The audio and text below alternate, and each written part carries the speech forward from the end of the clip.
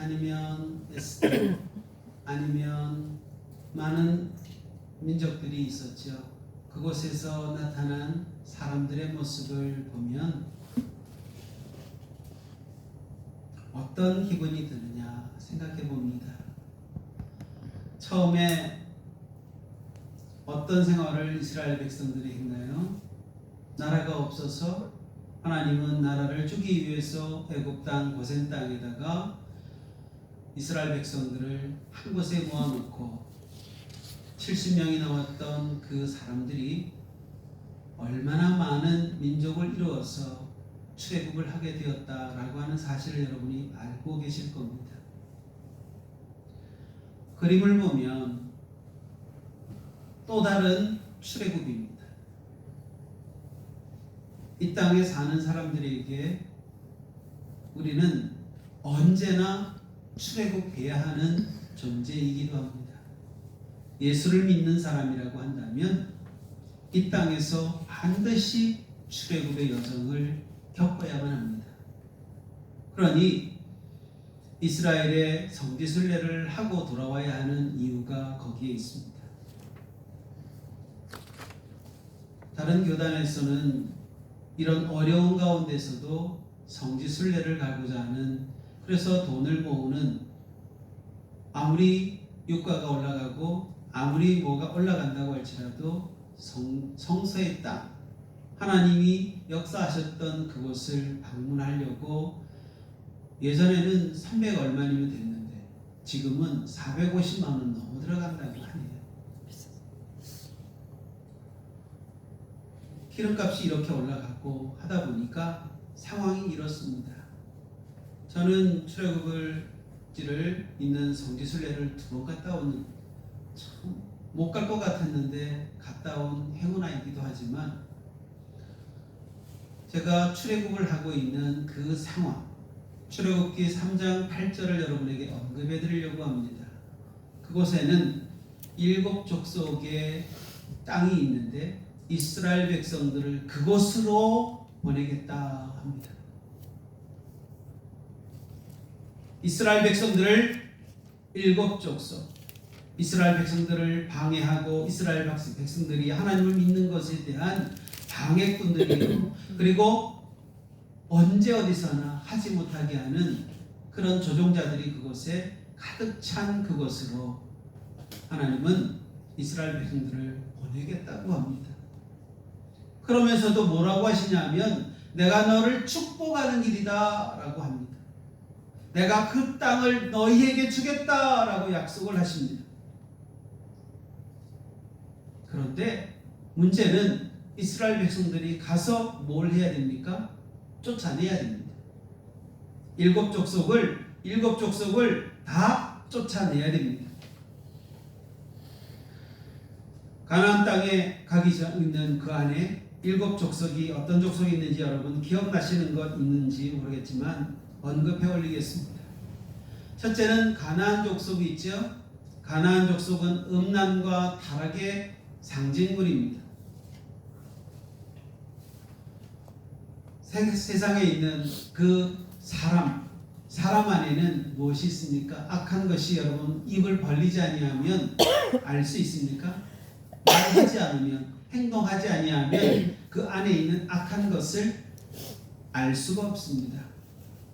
목사님 그러시죠? 알 수가 없죠? 가나안이라고 하는 그 타락한 것, 음란과 그 있던 그것이 우리 안에 좀 잔존되어 있습니다. 이걸 쫓아내야 돼요. 7 족속 중에. 그러면 이스라엘 백성들이 떠나서 갔던 그 가나안 땅이 어디예요? 하나님의 나라에 가기 전에 홍해를 건넌 땅. 그곳에서 우리의 죄의 모든 것을 다 떨어내야 되는 장소입니다. 두 번째 핵족속이 있는데 이 핵족속은 두려움과 불안한 겁니다. 우리 인생을 살면서 너무나 불안하지 않아요? 무엇이 될지, 무엇이 어떤 것에 대한 두려움과 걱정이 끊임없이 일어나고 있잖아요. 사복음서는 우리에게 요약하고 있는 바울 선생의 이야기 속에서 보면 많은 그 두려움, 불안감 이런 것을 떨어내기를 다 아무것도 아니다, 허상이다. 헷 족속이 그렇고요. 아모리 족속이 있죠. 아모리 족속은 교만과 자기의 의입니다. 그리고 브리스 족속은 분열과 불화입니다. 히위 족속은 속임과 거짓입니다. 여부스 족속은 멸시와 억압입니다. 기르가스 족속은 무기력과 세속적 집착입니다. 출애굽기 3장 8절에는 기르가스 족속이 거기서는 없어요. 어디 있느냐면 여호수아서에 가셔야 나옵니다. 우리가 믿음의 길을 가다 보면 어떤 일이 벌어지냐? 자기 힘이 빠지죠. 마지막에 있는 이 기르가스 족속은 우리를 나태하게 하고 뭐든지 하지 못하게 하는 우울증과 그리고 어떤 질병을 통하여서 사람이 다 아무것도 하지 못하도록 만드는 사단의 마지막 계략이기도 합니다. 이 7 족속을 어떻게 해요? 우리 안에서 쫓아내야 됩니다. 그런데 이 족속을 여호수아서에서 모든 것을 다 보면 쫓아냈습니까? 못 쫓아냈어요. 다 쫓아내면 좋겠지만 쫓아낼 수가 없었어요. 우리 안에는 뭐예요? 잔존되어 있는 그 많은 것들이 있잖아요. 그를 통하여서 하나님께서 진리를 했죠. 가나안 족속이 뭐라고요? 음란이잖아요. 음란. 우리는 우리 안에 음란의 죄가 얼마나 크고 강력한지 떼내야 뗄 수도 없는 그런 것들이 가득 채워져 있습니다. 이토록 이스라엘 백성들이 하나님 앞에 범죄하였을 때 예레미야나 이사야를 통하여서 무슨 말씀을 합니까? 너희는 저 이방 나라들에 의해서 70년간 고생하고 올 거다. 그렇죠? 그런데 문제는 오늘 에스라서는 2장에서 보면 1차 포로로 갔던 사람들이 다시 예루살렘을 향하여 돌아오는 길입니다. 두 번째, 오늘 예레미야 에스라 8장에서 2차 귀환입니다. 1차 귀환 때는 몇 명이 왔느냐? 건 5만 명이 돌아왔습니다. 그런데 오늘 2차 귀환자의 명단에는 전체가 7,000명에서 10,000명의 사람이 예루살렘으로 돌아오는 그런 명단이 주어졌습니다.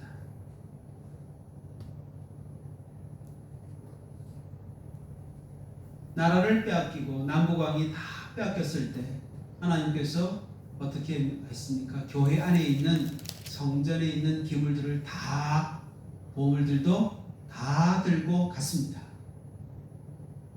다 가지고 갔어요.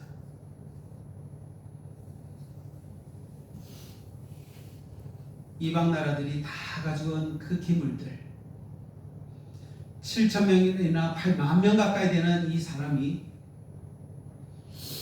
성전에 있는 기물이 얼마나 될까요? 여러분 상상해 봅시다. 놀라지 마시고 들으세요. 8.5톤입니다. 차로 따지면 8.5톤 실으면 얼마 안 돼요. 금은 보석이 그리고 그 안에 있는 성전 기물이 8.5톤이에요. 안 놀랍니다. 금은 보석이 그만큼이면 값어치가 얼마나 되는지 여러분 상상을 못 하실 겁니다. 금 1kg이면 얼마예요? 1kg이면 얼마 됩니까? 한 돈이 몇 g이에요? 한 돈이 몇 g이야? 600g인가? 저런 600g까지 가면 안 되죠. 0. 몇 g 돼요. 네? 그래 따지면요 상상을 불가합니다. 다 금으로 도색을 금을 다 했잖아요. 자, 이만한 엄청난 양의 금과 은 그리고 성전 기물을 가지고 7,000명에서 10,000명으로 에스라가 이제는 예루살렘으로 향하여 귀환하는 겁니다. 그런데 문제는 거기에서 보니 뭐가 없어요. 명단에 레위 사람이 아무도 없어요.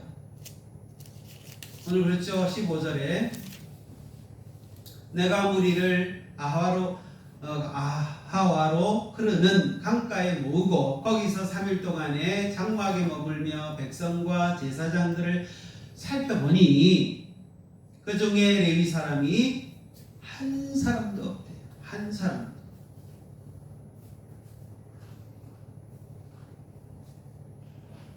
그래서 에스라는 어떻게 합니까?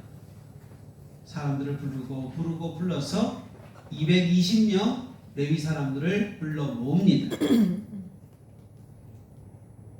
아까 금은 모든 돼 있는 보석들 그리고 기물들이 누가 사용해야 되는 겁니까? 누가 만져야 되는 거예요? 그렇죠. 레위 제사장들이 만져야 돼. 다른 사람들이 만지면 큰일 나는 거야.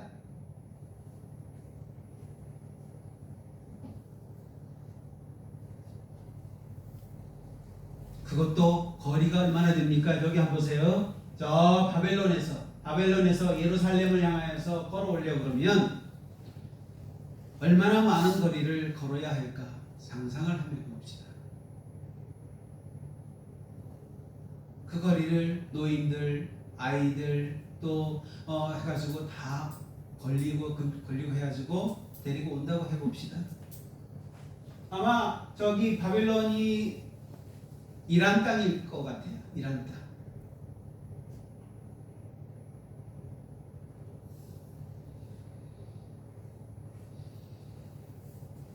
여러분은 레위 자손입니까? 하나님의 성전을 만지는 그리고 찬양을 하고 기물 청소를 하고 말씀을 전하고 제사의 어떤 것을 하는 그 제사장 맞습니까? 대답이 없으시네요. 에스라는 어떤 사람을 불렀어요? 지금으로 얘기하면 예수 안에 있는 예수의 은혜를 받은 자, 예수의 십자가를 경험한 자, 그 사람을 찾는 거예요. 사람이 찾았어요. 먼저 하나님이 우리에게 그런 사람을 만나게 하고 그런 사람을 경험하게 하려고 사람을 통하여서 그렇게 역사하셨다는 말입니다. 문제는 준비하는 과정입니다. 일단은 예배의 어떤 요식을 갖게 하기 위해서 레위인을 220명을 불러 모았고 이제는 선포를 합니다. 21절로 22절 한번 보세요. 그때에 내가 아하로 강가에서 금식을 선포하고 우리 하나님 앞에서 스스로 겸비하여 우리와 우리 어린아이와 모든 소유를 위하여 평탄한 길을 그에게 간구하였다.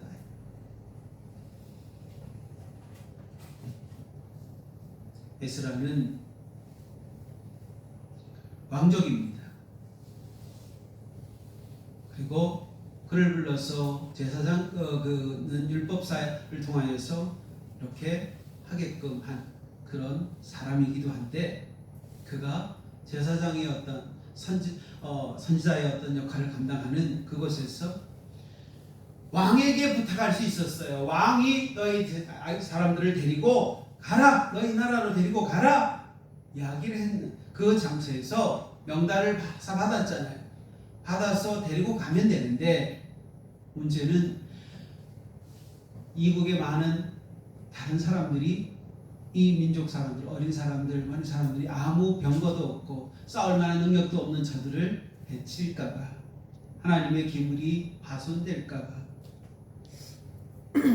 사람들의 마음은 어때야 될까요? 자, 왕에게 부탁을 해야 될지도 모르죠. 왕이요, 우리가 안전하게 갈 수 있도록 좀 도와달라 할 수 있을 거예요. 그런데 에스라는 그렇게 하지 않았단 말이에요. 어떻게 합니까? 금식을 선포하잖아요. 금식을. 진정한 용기는 두려움이 없는 것이 아니라 두려울 때 하나님께 무릎 꿇는 것입니다. 아까 두려움의 것이 어떤 거였어요? 족속이 있었죠? 7 족속 안에 있었죠? 해 족속. 그래요. 우리 사모님 잘 기억하고 계십니다. 기록을 해놓으니까 그냥 금방 아네요. 우리 안에 그런 것이 분명히 잠전되어 있습니다. 진정한 용기를 내기 위해서는 누구께? 하나님께 무릎 꿇을 때 두려움이 사라집니다.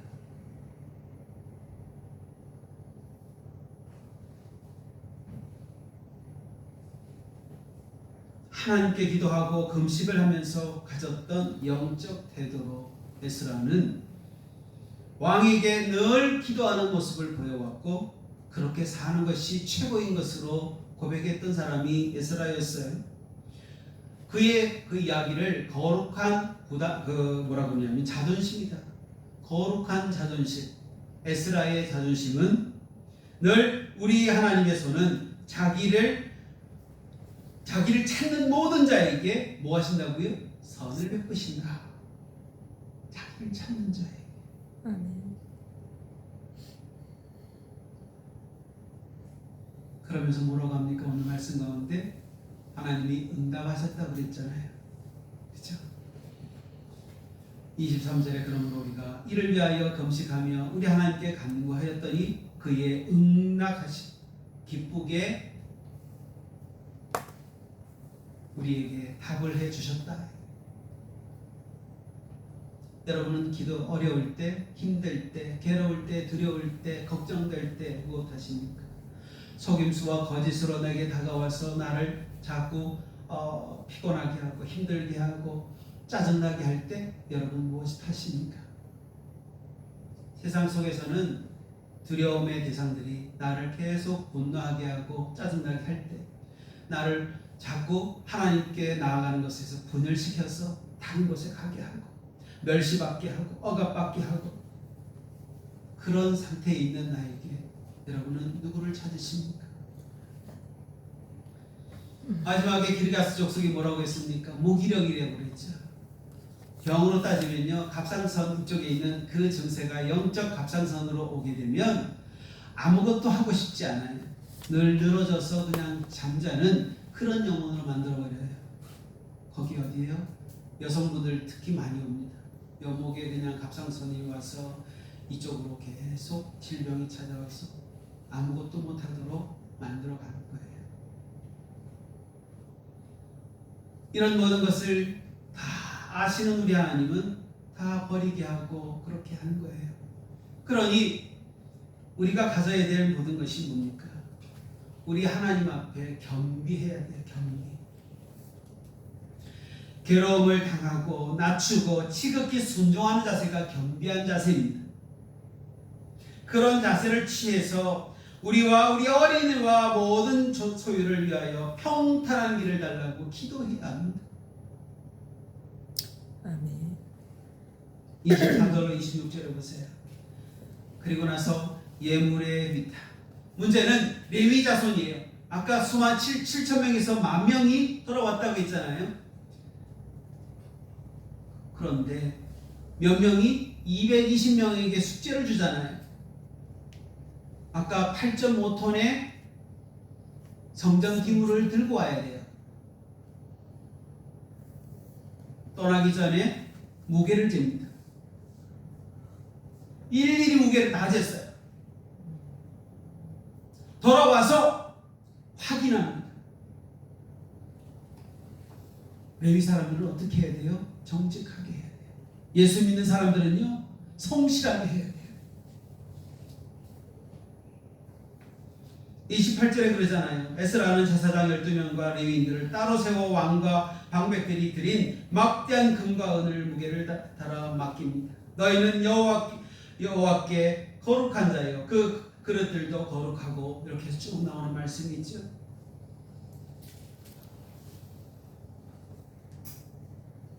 누가 정하신 걸까요? 이것은 하나님이 정하신 법이었단 말이에요. 31절에 우리 하나님 여호와의 손이 우리를 도우사 대적과 길을 매복한 자의 손에서 건지신지라. 아멘. 있었다는 얘기예요? 없었다는 얘기예요? 있었는데 안전하게 왔다는 얘기죠. 예루살렘으로 며칠 동안 왔어요? 4일 동안 왔어요. 4일 동안. 그들에게 맡겼던 금과 은을 성전에서 다시 무게를 달아 정확히 반납을 합니다. 아니었잖아요. 원래는 돌아오는 명단이 없었잖아요. 에스라가 특별히 요구해서 220명을 뽑아갖고 다시 데리고 왔잖아요. 그들에게 준 숙제, 예수 믿는 자들에게 뭐예요? 여기 보면 은혜의 여정, 거룩의 회복의 길로 떠나게 만듭니다.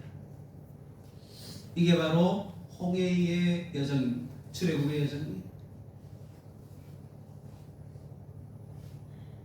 자, 오늘 말씀의 제목으로 돌아가 볼게요. 세상의 군대보다 하나님의 손이 더 약해요? 강합니다. 믿어집니까? 아멘. 그래요. 강하십니다. 그분은 너무너무 강하십니다. 말씀을 전체로 요약을 해보면, 첫째로 사역의 자리에 예배자가 있는지 우리는 점검해야 합니다. 레위인은 예배자입니다. 에스라는 숫자가 많아도 레위인이 없자 여행을 멈추고 그들을 찾았어요. 이리저리 찾았어요. 없으니까 데려오라고 합니다. 여러분의 계획이 화려해도 그 안에서 하나님을 향한 예배와 헌신이 빠져 있는지 여러분 점검해야 할 필요가 있습니다. 오늘 하루 내가 예배의 처소에 오늘도 하나님 앞에 어떤 마음으로 나아갔고, 그리고 어떤 마음으로 일과를 정리를 했는지, 그리고 기술적인 어떤 완벽함보다 중요한 것은 주님을 섬길 거룩한 마음을 가진 사람 그 자체입니다.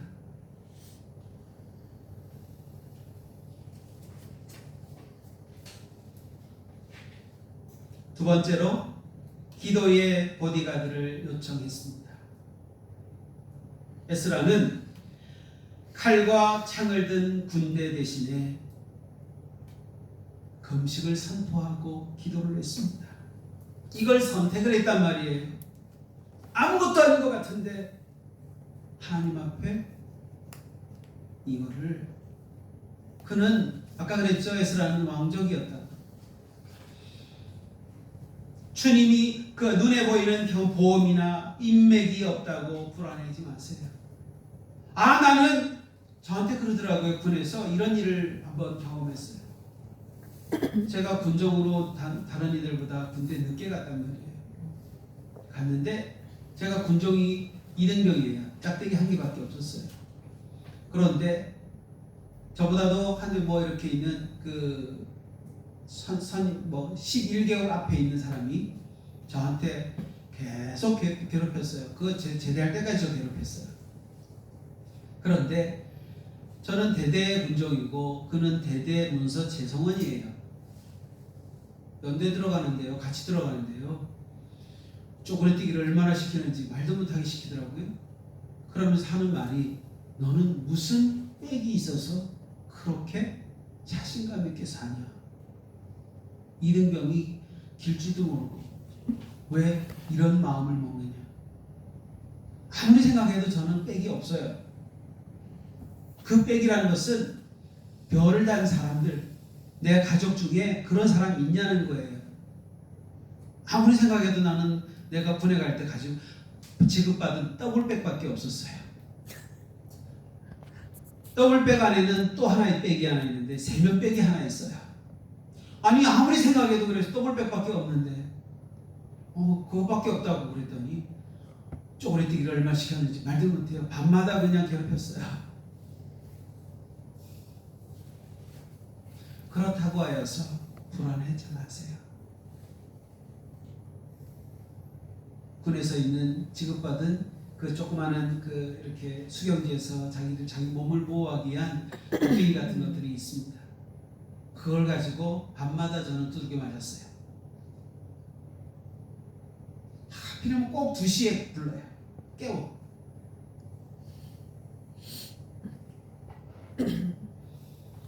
하나님께 평탄한 길을 구하는 기도는 세상의 어떤 호위병보다 여러분을 안전하게 지켜줄 산성이요 요새이십니다. 다윗이 늘 그렇게 했잖아요. 쫓겨다니고 그렇게 불안한 인생을 살면서도 하나님 앞에 하나님은 산성이요 나의 요새이십니다. 나를 나의 구원자시요 나를 지키시는 분이십니다. 이렇게 고백한 그 입술을 통하여서 하나님은 그를 바로 기도의 보디가드가 우리 하나님이 되셨습니다. 세 번째로 하나님의 것을 다룰 때 거룩함과 정직함을 유지해야 합니다. 에스라는 금과 은의 무게를 출발 전과 도착 후에 정확히 달았고 주님 맡기신 물질과 시간과 재능을 다룰 때 하나님 앞에서 정직하게 수행해야 합니다. 달란트 이야기를 늘 하잖아요. 하나님으로 받은 그 달란트가 얼마나 큰지. 한 달란트 받은 사람은 뭐예요? 주님이셨어요. 두 달란트에는 뭐가 있을까요? 우리에게는 어떤 기쁨으로 어떤 특별히 잘할 수 있는 능력들이 있었어요. 또 그 중에서도 더 다른 이들보다도 더 큰 능력이 가진 사람은 5달란트의 그런 사람도 있습니다. 이것을 사용하고 또 이것을 하나님 앞에 정직하게 회개해야 되고 또 결산해야 될 시기가 언젠가는 돌아옵니다. 그리고 우리 권사님이 기도하셨죠. 살 날보다 갈 날이 머지않았다. 그 이야기는 주님 앞에 우리가 가서 결산을 받아야 될 그런 청지기로서의 그 맡긴 일을 결산을 받을 때가 반드시 온다는 겁니다. 하나님 앞에 정직해야 됩니다. 우리의 손이 깨끗할 때 주님은 더 크고 고배로운 것들을 여러분에게 맡기실 겁니다. 레위 자손들에게 뭘 맡겼다고요? 금은보석들의 어떤 하나님을 이렇게 받은 다른 사람들에게서 그 예물을 그들에게 맡겼다고 했잖아요. 수만큼 많은 지금 포로 생활을 하고 있던 그들에게 예물을 하나님 앞에 드리고 그것이 얼마나 많았든지 그리고 성전 기물들과 포함해서 8.5톤의 그 무게를 가진 그것을 들고 지고 온다는 것은 나는 갈지 않아도 됐는데 나는 예수 안 믿어도 됐는데 내가 예수 믿어서 이렇게 큰 힘을 쓰나? 이런 사람도 있지 않았을까요? 그런데 이들은 그런 마음을 먹지 아니하고 거룩함으로 성실함으로 하나님 앞에 그 일을 수행했던 사람 예배자입니다. 자, 우리 여러분에게 묻겠습니다. 여러분은 오늘 인생의 위험한 광야를 지나고 있습니다. 아까 여러분에게 7 족속이 우리 안에서 내재되어 있습니다. 그 내재되어 있는 그런 7 족속의 위험 요소들을 우리는 다 그게 광야라고 합니다. 가나안 족속, 헷 족속, 아모리 족속, 히브리 족속, 히위 족속, 여부스 족속, 기르가스 족속의 이 7 족속들이 광야 안에 분명히 잔존되어 있는 것은 그 광야는 어디냐? 우리 인생의 육체 이 안입니다. 우리 심령 안입니다. 이 안에 더러운 것들이 꽉 차 있을 때 주님이 이것을 쫓아내고자 우리를 원하십니다. 그러니 광야를 지날 때 세상의 마병을 도움을 받아서 쫓아낼 수 있을까요? 아니요. 주님 손 아니고는 그것은 불가능합니다. 예수님의 보혈을 알면 이것은 불가능합니다. 아멘. 그러니 여러분이 하나님의 선한 손을 의지해야 되는 것은 당연합니다. 에스라가 당연히 믿는 것은 하나님의 손이라고 했어요. 여러분이 이것을 분명히 의지하고 있다면 좋겠습니다. 아멘. 하나님은 여러분의 체면 때문에가 아니라 진정한 신뢰 때문에 주님 앞에 무릎을 꿇기를 원하십니다. 여러분의 고백이 얼마나 삶의 목표점으로 삼고 있습니까? 오늘 여러분의 모든 염려를 기도의 보따리에 싸서 주님께 내어 맡기십시오. 주님께서는 길 위에 모든 매복과 위험에서 여러분을 건지시고 여러분의 삶을 약속의 땅 예루살렘으로 안전하게 인도하셔서 그곳에 거하기를 원하십니다. 그럴 때 우리에게 있는 것이 뭡니까? 정결한 삶이요, 믿음으로 극복해야 되고, 겸손한 영성을 회복해야 되고, 화평의 영성과 진리의 영성이요, 자유와 존엄이요, 영적 열정과 소망의 회복이 그곳에서 이루어집니다. 그곳에 어디예요? 바로 하나님의 나라가 임하시는 그곳입니다. 결론을 짓자면 기도로 무장한 귀한 공동체가 어떻게 하나님의 보호 속에 목적지에 도달할 수 있었을까요?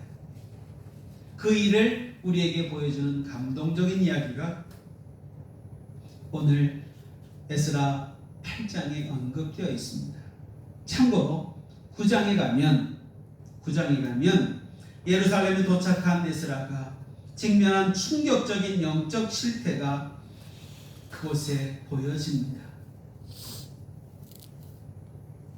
올 때 이미 이스라엘 백성들, 즉 포로로 잡혀갔던 이 사람들이 돌아오면서 에스라는 정비하고 그렇게 왔건만 이스라엘 땅, 예루살렘 그 안에는 무엇이 남아 있습니까? 이방인들의 그 토혼 문제, 이걸 가지고 이야기를 하고 있습니다. 가나안 족속이 뭐라고요? 음란이라고 했잖아요. 세속의 문화, 세속의 어떤 것들이 어디 안에 가득 차 있습니까? 교회 안에 가득 차 있습니다. 지금 아이들은 아이를 낳지 않고 결혼도 하지 아니하고, 그래서 그 아이가 온전히 생명을 살게 하고 이것을 하나님 나라를 위해서 조금 더 희생할 수 있는 마음이 열리기를 원하지만 아무도 거기에 관심을 두지 않습니다. 교회만 오면 됩니다. 교회 지도자들은 교회만 오면 되는 줄 알아요. 교회만 오면 생명을 얻을 수 있습니까? 아니에요. 에스라는 이미 돌아오는 사람들에게, 이 레위 사람들이 이러한 세상과 어떤 것에 결별하고 하나님께 말씀에 온전히 순복하고 거룩한 백성으로 정직하게 살아온 그들에게, 그들과 함께 왔는데 온 그곳에는 어떻게 해요? 충격적인 영적 실태가 눈에 보이고 그에게 숙제가 또 더불어져 주어졌습니다. 성전 건물은 세워져 있지만 백성들의 삶은 이방 여인들과의 통혼으로 인해서 영적 정체성을 잃어가고 있었습니다. 특히 지도자들, 이 죄에 앞장섰던 소식에 에스라는 옷을 찢고 머리털을 꽂고 하나님 앞에 엎드립니다. 그래서 에스라는 어떤 몸이었을까요? 머리가 대머리가 됩니다. 얼마나 머리를 찧어 뜯었는지 대머리가 돼요. 대머리가. 문제는 에스라의 마음입니다.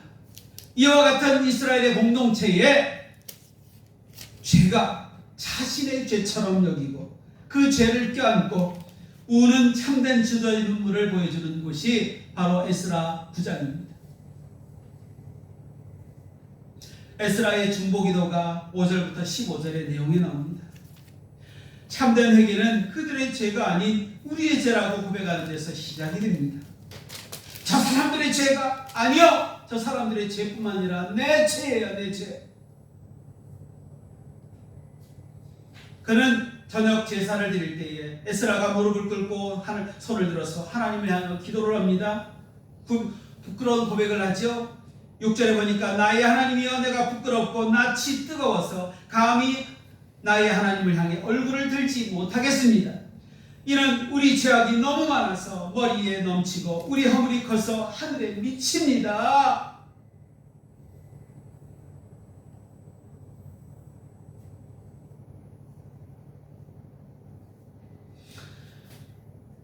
세상이 아무리 미쳐 돌아가도 누구만 온전하면 돼요? 먼저 내가 온전해야 돼요.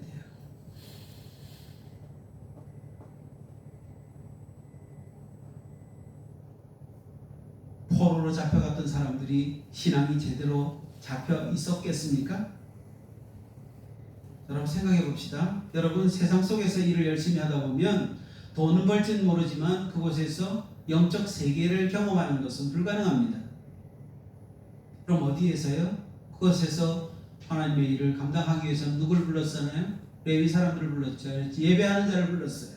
예배하는 자를 통하여서 하나님은 일을 하신다는 거예요. 만 명이 있는 인구 중에서 220명을 불러서 하나님의 일을 시켰단 말이죠. 그들을 불러서 그냥 뭐 들고만 없겠어요? 아니잖아요. 금식 선포하고 같이 기도했죠. 에스라와 함께. 이스라엘 백성들도 가는 곳에 함께 금식 기도를 하게 했어요.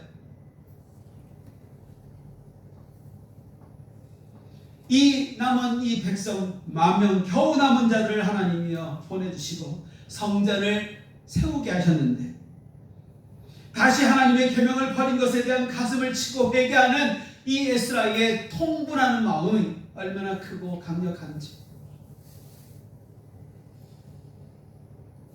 그래서 그는 하나님의 공의를 인정해요. 우리에게 이와 같이 진노하시고 우리를 심판하시는 하나님 앞에 이제는 크게 맞습니다. 우리가 오늘날 노력을 당함이 우리의 죄 때문입니다.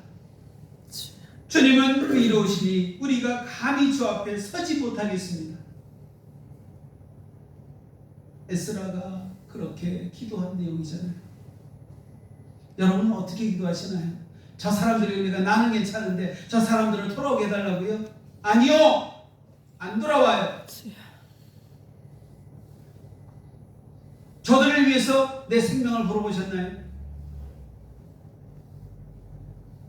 생명은 생명으로 걸어옵니다. 심은 대로 거둔다고 하는 말이 갈라디아서 5장 6장에서 나오잖아요. 6장에서. 그러면 여러분이 뭘 심었습니까? 생명을 심으면 생명이 들어오고 물질을 심으면 물질로 사람들을 도울 수 있습니다. 사람들에게 봉사를 하면 사람들에게 있는 그 사람들의 마음을 얻습니다. 그러기 위해서는 레위 사람인 우리는, 예배자인 우리는 어떻게 해야 될까요? 세상과 섞이지 않는 거룩함을 회복해야 됩니다. 아멘. 그래서 첫째로 거룩한 시의 순수성을 지켜야 됩니다. 내 것이 아닌 내 것으로는 지킬 수가 없어요. 그 순수성을 보관할 수도 없어요. 누구로 해야 돼요? 예수의 보혈로. 새 생명을 새로운 생명으로 우리가 거듭나야만 해요. 아멘. 두 번째로 말씀 앞에 떠는 자가 되어야 됩니다. 말씀을 들을 때 여러분이 얼마나 두려운 마음으로 듣고 계십니까? 그 말씀을 여러분이 읽을 때 어떤 마음으로 하나님 말씀을 대하고 계십니까? 저 사람들의 죄를 씻어주세요. 아니요, 내 죄를 씻어달라고 해야 돼요. 에스라가 슬퍼할 때 하나님의 말씀 때문에 떠는 자가 그들이 그에게 모였다고 했습니다. 하나님은 유창한 기도보다 말씀 한 구절에 가슴이 떨리고 죄를 아파하는 정직한 영혼을 주목하십니다. 오늘 여러분의 심령이 말씀 앞에 다시 예민해지기를 소망합니다. 아멘. 세 번째로 공동체의 아픔을 나의 죄로 껴안아야 합니다. 에스라는 죄를 짓지 않았지만 우리의 죄라고 울었다. 거기까지만 가면 안 돼요. 그가 에스라가 죄를 안 지었다고요? 죄인이에요. 그렇지만 동일한 죄가 내 안에도 분명히 있음을 그는 인지하고 없는 거 아니에요.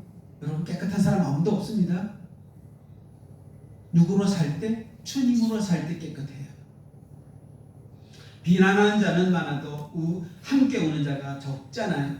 그러니 우리는 그들을 위해서 애통하는 자가 되어야 합니다. 그러면 애통하는 자는 뭘 얻어요? 하나님으로부터 내가 애통함을 받는다는 거죠. 여러분의 가정, 교회, 나라의 무너진 모습을 보면서 비판하기보다 에스라처럼 그 아픔을 짊어지고 주님 앞에 엎드리는 중보자가 됩시다. 아멘. 저는 그걸 소망해요. 늘 끊임없이 같은 내용, 동일한 내용을 여러분과 함께 계속 말씀을 나누고 있습니다. 오후에는 제가 오늘 말씀에 찍어보면 예수의 표적, 십자가의 어떤 제목을 두고 여러분과 은혜를 나누려고 해요. 아마 오늘 이 오전에 있는 이 말씀과 연결을 하면 굉장히 큰 시너지가 나올 겁니다. 말씀? 세상 사람들은 기적을 원하지만 우리는 뭘 원해요? 하나님은 십자가를 원해요. 우리의 십자가. 그 십자가 세상 사람들에게 뭘 줄 수 있는지, 무엇을 어떻게 해야 되는지 그 그곳에 답이 있습니다. 오늘 말씀을 들으려고 한다면 함께 여러분이 은혜를 받았으면 좋겠습니다. 세상의 군대보다 무엇이요? 하나님의 손이 더 강합니다. 대통령의 힘, 대통령의 말 한마디, 대통령의 그것에 전전긍긍하는 지금 이 땅에 많은 사람들, 거기에 안주해서 거기에 목숨을 걸고 거기에 모든 것을 다 함께 하려고 이렇게 그냥 다 줄을 대려고 애쓰잖아요. 그러면 자기는 성공한 인생이 될 것처럼 그렇게 하지 않나요? 아니요. 하나님께 한번 그렇게 해보세요. 하나님 앞에 회개하는 게 하나님이 사랑받는 그런 사람의 모습일 겁니다. 그렇게 한다면 저와 여러분이 하나님의 손에 붙들려져서 더 강한 존재가 여러분이 되어질 줄로 예수님의 이름으로 축원합니다. 아멘. 기도하겠습니다. 주님 감사합니다. 에스라의 모습을 통하여서 오늘 말씀을 상고했습니다. 우리가 읽을 때는 몰랐던 것, 읽을 때는 어떤 감흥이 있었는지는 잘 모르지만, 그러나 에스라이가 세상에 자기는 그 왕족으로 많은 어떤 권력을 유지할 수 있었지만 그는 그렇게 하지 아니하고 오직 만군의 여호와 우리 하나님을 의지하고 그분께 금식하며 기도할 때 하나님은 그를 보호하셨고 또 목적지에 온전히 임했지만 그것에서 또한 어려움이 있을지라도 그것을 끌어안고 기도하는 하나님의 사람이 되었습니다. 그런 것처럼 우리 또한 그런 기도자, 중보자가 될 수 있도록 역사하시고 세상 사람 모든 더러운 것, 또 생명이 없는 그들을 끌어안을 수 있는 우리 삶이 되도록 축복하옵소서. 나만 천국 가는 게 문제가 아니라 내 아이, 내 가족들이 하나님께 더욱더 쓰임받고 일을 하며 감당하는 봉사자로서 예배자로서 복받는 자가 되기를 간절히 청하오니 이 나라 이 민족 아버지여 모든 죄는 저희의 것입니다. 아버지여 도우시사 이 나라 이 민족의 목회자와 그리고 많은 믿는 자들의 지도자들이 주여 회개하고 일어설 수 있도록 도우시며 주께서 하시는 모든 것에 감동하고 모든 것을 인정하고 아버지 앞에 돌아올 수 있는 주의 복된 하나님의 자녀들이 되기를 간절히 원하오니 도와 주시옵소서. 믿사옵고 감사하신 예수님의 이름으로 기도 올려옵나이다. 아멘. 아멘. 아멘.